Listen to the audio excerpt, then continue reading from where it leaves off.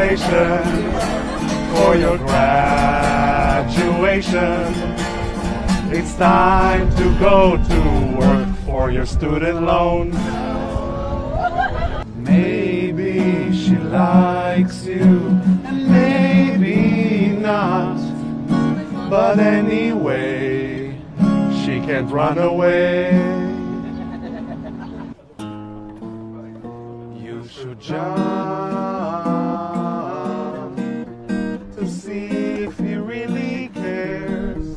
And if you drown, then you should find you a better man.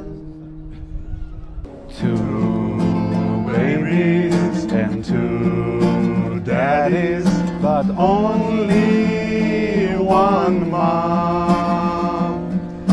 What have you done?